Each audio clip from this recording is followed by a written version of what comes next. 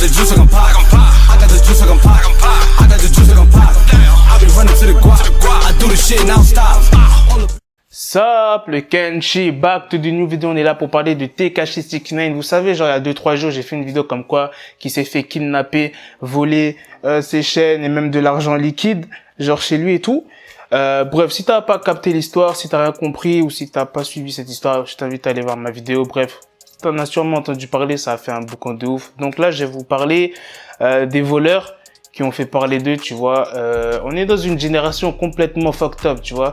En quelle année un voleur va se montrer sur les réseaux sociaux en montrant que ouais, voilà, j'ai volé ta chaîne, ouais, voilà, je t'ai volé ton argent et tout. Les gars, ils montent leur tête. Je sais pas, quand t'es censé voler un truc, genre, je sais pas, tu restes discret, tu veux pas qu'on sache que c'est toi. Non, les mecs s'en battent les couilles, tu vois.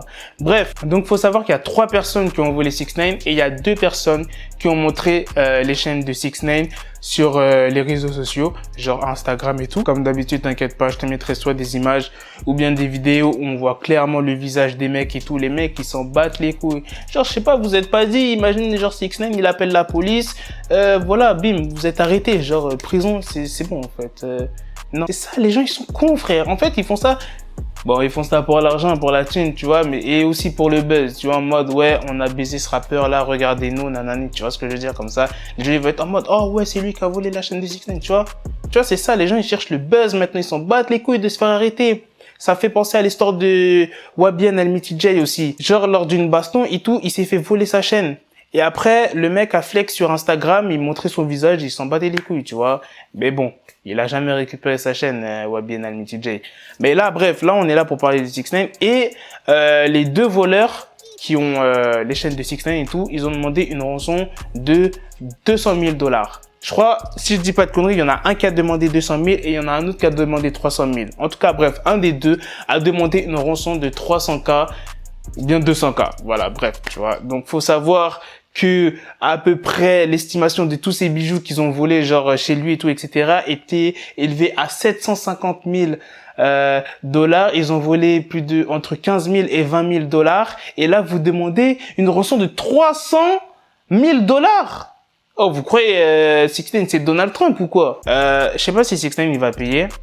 Parce que 300K, il s'est fait voler 700K de bijoux plus 20K en liquide. Ça commence à faire des thunes, tu vois.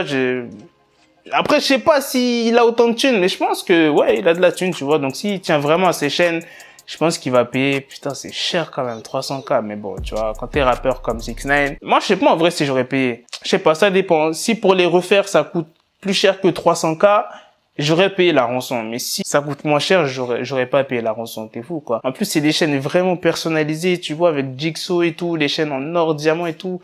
Donc, c'est des chaînes qui valent putain de cher, tu vois ce que je veux dire. Donc, bref, on verra si 6ix9ine, il va payer ou pas la rançon des 2 mecs. En plus, quand la police a interrogé 6ix9ine, et même DJ Akademiks a interrogé 6ix9ine, genre 6ix9ine, genre il a donné une version différente de l'histoire que les témoins ont raconté, que je vous ai raconté dans la vidéo. C'est complètement une autre version où il raconte un peu comme s'il n'était pas vraiment une victime, tu vois ce que je veux dire. Je sais plus l'histoire qu'il a racontée, mais en fait elle était vraiment différente, en mode c'est comme s'il veut pas se faire passer pour une victime auprès de ses fans et tout, qu'on le considère comme une comme une victime, tu vois ce que je veux dire.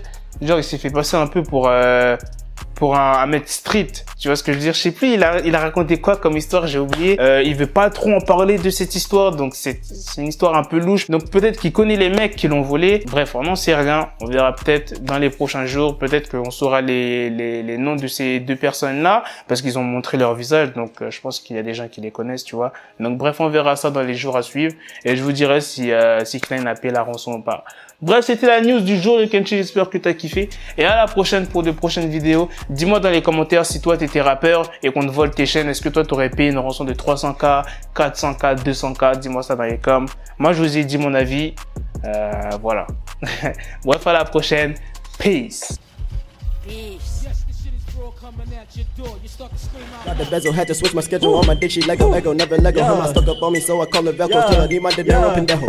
Him, my metro, if it's about the peso, like it's Go Diego, make it right on schedule. Got the pistol on me with the dick extendo, bitches in the back just like a fucking echo. Hey, that bitch told me you got pencil dick. She grip on my dick like a selfie stick. I got a big gun, I need help with it. To wet your babe up, Michael fell with it.